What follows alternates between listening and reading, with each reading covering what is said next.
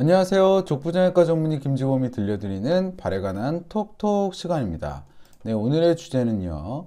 두 번째 발가락 주변의 통증을 유발하는 질병이죠. 프라이버그 병의 증상, 진단 및 치료에 대해서 말씀을 드리려고 합니다. 네, 오늘의 주제는 프라이버그 병입니다. 프라이버그 병은 무엇이고 증상은 어떻게 되는지 말씀을 좀 드리려고 합니다.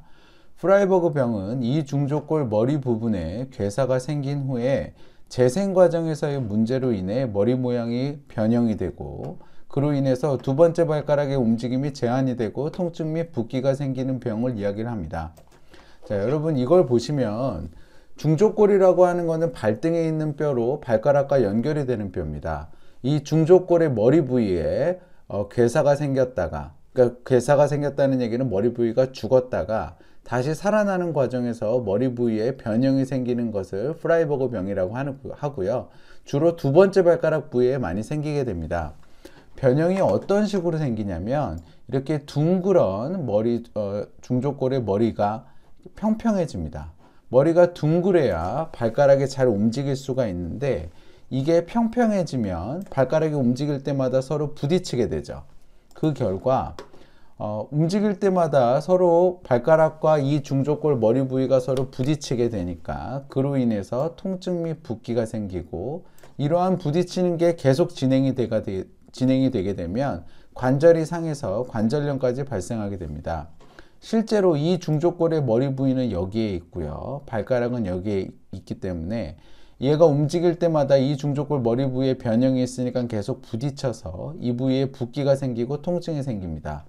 그리고 발가락의 움직임도 세 번째 발가락은 더 높이 올라가지만 두 번째 발가락은 아무리 올려도 요 뼈에 변형이 생겨서 뼈에서 걸리기 때문에 일정 부분 이상 더 올라가지 않는 것이 확인이 됩니다. 즉 움직임에 제한이 생기는 거죠. 이런 프라이버그 병의 원인 및 진단은 어떻게 하는지 말씀을 드릴게요. 프라이버그 병은 이 중족골 머리의 괴사가 결국에는 결정적인 원인입니다. 하지만 이 괴사의 원인은 알 수가 없어요. 아직까지 그다지 알려진 바가 없습니다. 그렇지만 중요한 거는 머리의 괴사가 원인인 건 맞지만 계속 죽으면서 없어지는 게 문제가 아니고 죽은 부분은 다시 다 살아나요. 살아나는 과정에서 모양이 변해서 살아나는 것이 문제인 거죠.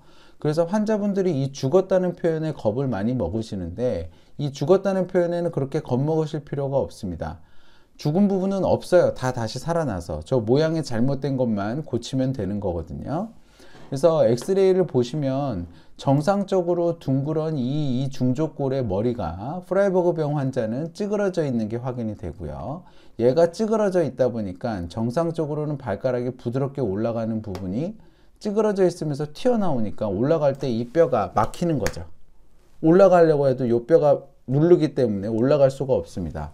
그래서 움직임에 제한이 생기고 이 부위에서 계속 부딪히다 보니까 관절이 계속 쿵쿵대면서 부딪히면서 연골이 닳게 되죠.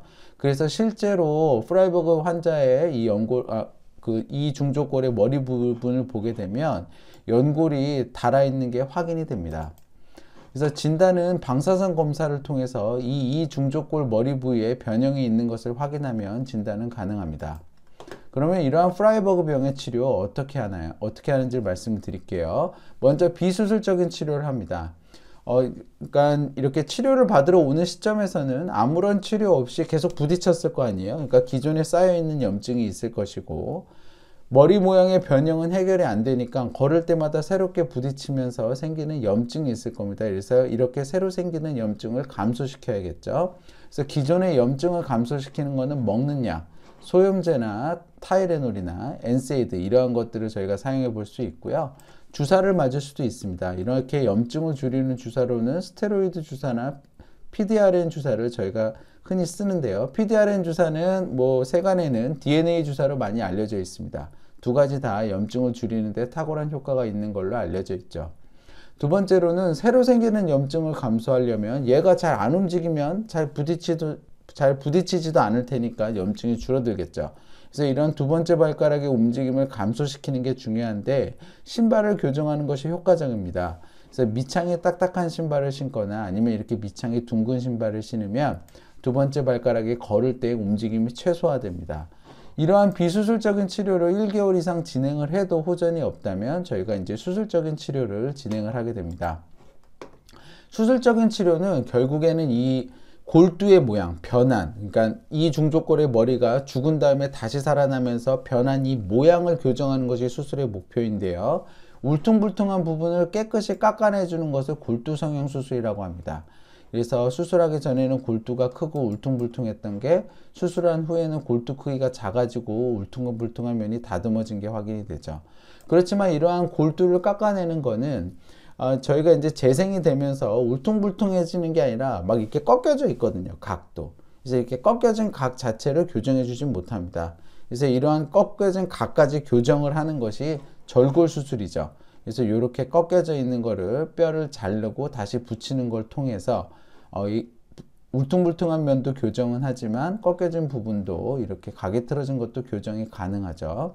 그래서 절골 수술이 더 이상적이에요. 그렇지만 이게 수술이 어렵고 재활기간이 긴 부분이 있습니다. 그래서 골두 성형술이 되는 경우에는 저는 골두 성형술을 시행을 하고 이게 부족한 경우에만 절골 수술을 시행을 해서 이 프라이버그 디지즈를 수술적으로 치료할 때는 저는 이 골두 성형 수술도 하고 안 되는 경우에는 절골 수술하고 그래서 이 두 가지 수술을 같이 쓰고 있습니다. 자, 정리해 보겠습니다. 프라이버그 병의 증상이라는 것은 두 번째 발가락과 발등이 만나는 부분에 통증 및 붓기가 있고 두 번째 발가락의 움직임이 제한이 되는 것을 이야기를 합니다. 프라이버그 병의 원인은 두 번째 중족골의 머리가 괴사, 즉 죽는 거죠. 죽고 나서 죽은 부분이 재생하는 과정에서 이 중족골의 머리에 변형이 생긴 것이 문제입니다. 그러니까 살아있는 뼈의 그러니까 다시 살아남는 과정 중에서 재생이 모양이 뭔가 이상하게 되는 게 문제인 거지 죽어나가는 게 점점 커지는 게 문제가 아니에요. 그래서 뼈가 죽는 것은 이 병의 주된 문제는 아닙니다. 그래서 너무 겁먹으실 필요는 없고요. 프라이버그 병의 진단은 방사선 검사를 통해서 이 중족골의 머리의 모양이 다른 것을 확인하시면 진단할 수 있습니다. 치료는 비수술적인 치료, 약이나 신발 교정을 통해서 먼저 해보고 1개월이나 1개월 반 정도를 해도 효과가 없는 경우에는 수술적 치료를 진행을 하는데 수술적 치료는 이 울퉁불퉁한 모양을 교정을 하는 거죠. 그래서 울퉁불퉁한 거를 깎아주는 골두 성형 수술, 각이 틀어진 것까지 교정하는 절골 수술이 있는데 이 두 가지를 환자 상황에 맞게 적절하게 사용하고 있습니다. 프라이버그 병은 걸을 때마다 두 번째 발가락 주변에 통증이 나타나는 병입니다. 그래서 생활에 제한이 많기 때문에 적극적으로 치료하셔서 건강한 발걸음 회복하시길 소망합니다. 건강한 발걸음 행복한 100세 인생 발에 관한 톡톡이 함께합니다. 네, 저는 서울대학교 의과대학을 졸업을 했고요. 서울대학교 병원에서 정형외과 전공의를 수료하였고 서울백병원에서 정형외과 교수를 역임한 바 있습니다. 다수의 TV 프로그램에서 저의 생각을 말씀을 드렸고요. 이 동영상은 저의 지식을 환자분에게 좀 더 자세하고 편안하게 말씀드리고자 제가 직접 제작하였습니다. 네이버 족보 김지원 블로그에 오시면 더 많은 정보와 질문이 가능합니다. 경청해 주셔서 감사합니다.